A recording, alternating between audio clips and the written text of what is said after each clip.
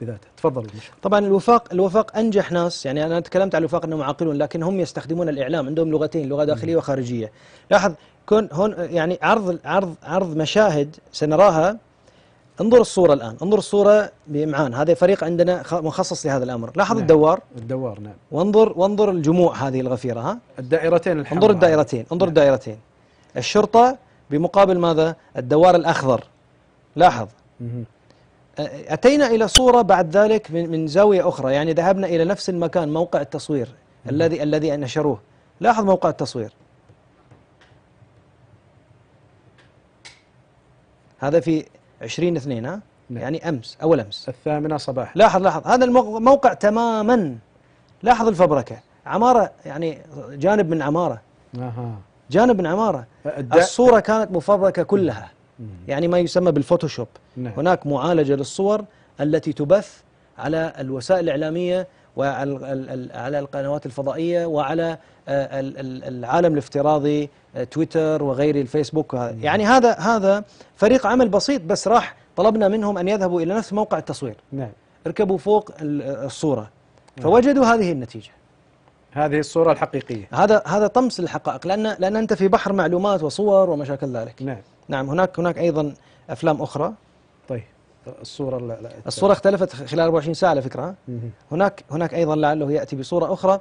ما أريد أن أقول، هم فنانون في استخدام الأدوات الإعلامية، فنانون جدا، والعالم الافتراضي فنانون جدا، وهناك فرق شغالة مدفوع لها مدفوعة وبعضها متطوع، وكل ما تم له. كل قرية في البحرين لها موقع إلكتروني ولها فيسبوك ولها تويتر، ويراقبون تحركات الأجياب الشرطة ويراقبون من يدخل ومن يخرج، إلى درجة أنهم يعملون كالجهاز الاستخبارات، دولة داخل دولة. وش بقوا للدولة يعني؟ أحسنت، بهالشيء. دولة داخل دولة، يعني السيادة الحقيقية ليست للدولة، السيادة الحقيقية لهم.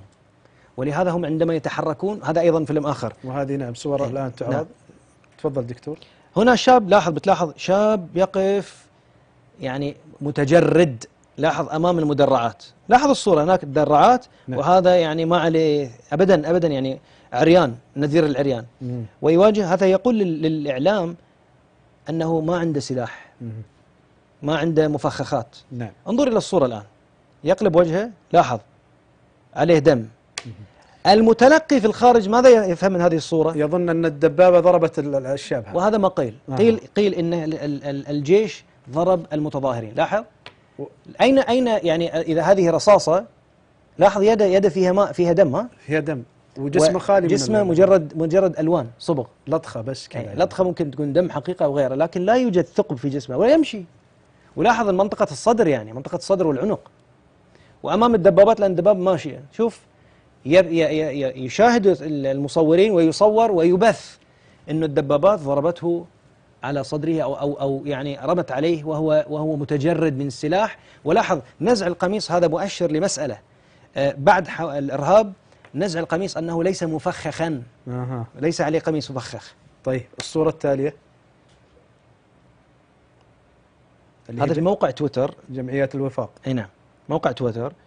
لاحظ الشباب يفترشون الأرض أمام آليات الجيش. لاحظ الصورة، وين آليات الجيش؟ ما في. لاحظ. نعم. الصورة تعليقها الشباب يفترشون الأرض أمام آليات الجيش. الإسعافات هذه لمن؟ وقالوا أن سيارات الإسعاف منعت الذهاب. طيب سيارات الإسعاف في الخلف واقفة. هذه سيارات إسعاف وزارة الصحة. هذه سيارات إسعاف وزارة الصحة. لاحظ كم سيارة إسعاف عندك وهم جالسون؟ 4. أصبحت سيارات الإسعاف هي المدرعات، بل منع الشرطة والداخلية منعت دخول الإسعاف. لاحظ كم سيارة إسعاف الآن موجودة؟ 4، وهذا اللي واضح يعني، أو أكثر.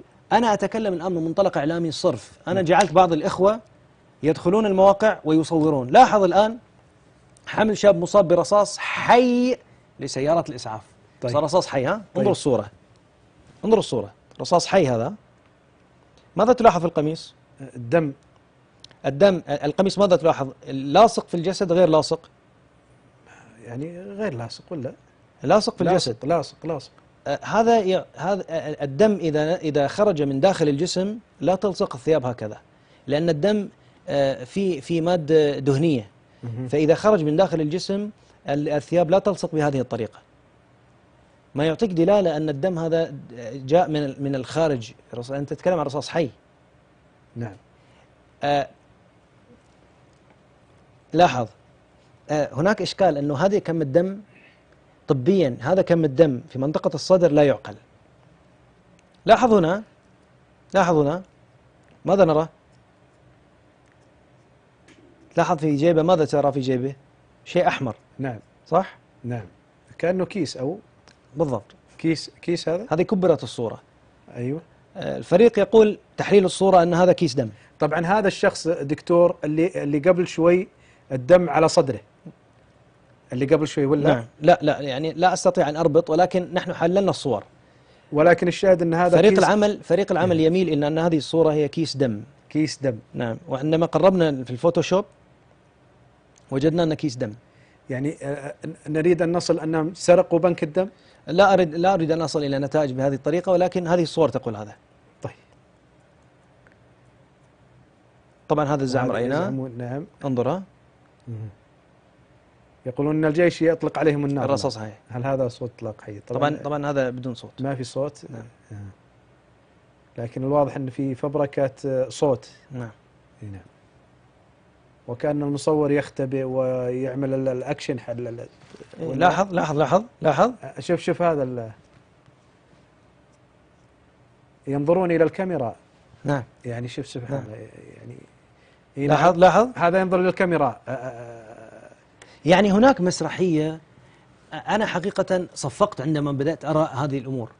يعني كإعلامي رأينا هذه الصور في قنوات. تعرف هناك ما يسمى بوكالات الأنباء. نعم. وهذه الدائرة على الشخصين الذين ينظرون إلى الكاميرا. ينظرون الكاميرا. نعم. فكيف مصاب وينظر إلى الكاميرا؟ نعم. صحيح. يعني اختفاء الشخص قبل قليل. على فكرة الخدع السينمائية هذه موجودة في أفلام كثيرة يعني. قضية خدع سينمائية حتى نقنع الرأي العام أن هناك. لاحظ.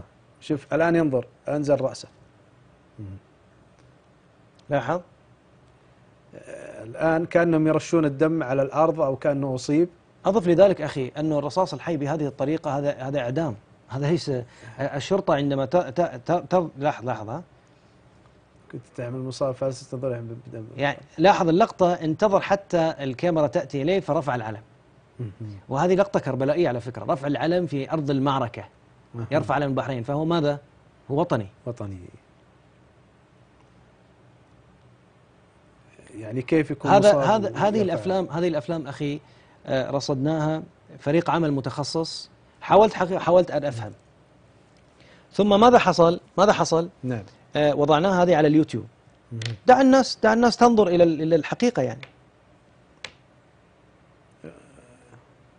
لاحظ.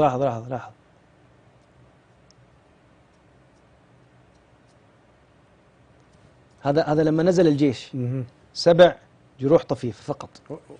7 جروحات طفيفة. لا تذكر. ليس قتلى. طبعا قضية التضخيم هذا مبدأ معمول به. قضية التضخيم يعني قالوا القتلى يوم نزل الجيش، قالوا القتلى 7 وهي جراحات طفيفة ل7. جيش نازل أخي، بيان رقم 1 عندما قلنا من قبل. نعم. 2 قالوا هناك 62 مفقود. البحرين يا أخي ايش كبرها بأي حجم البحرين مفقود؟ 72 مفقود يلقى ما في مشكلة. 72. وكان في أثناء بعض الحوارات مع جمعية الوفاق يتحاورون، وحوار هادئ ويعني في مفاوضات، فيتصل به أجهزة الإعلام من الخارج، تتصل به فيخرج، وعندنا 60 مفقود. سمعت بإذني أحد أعضاء الوفاق، عندنا 60، لقينا 2 من المفقودين، بقي عندنا 60 مفقود. ولاحظ وبلغنا الجهات الأمنية أن عندنا 60 مفقود. يا أخي يعني حقيقة السؤال، أنا أقول يعني عندي ظاهرة.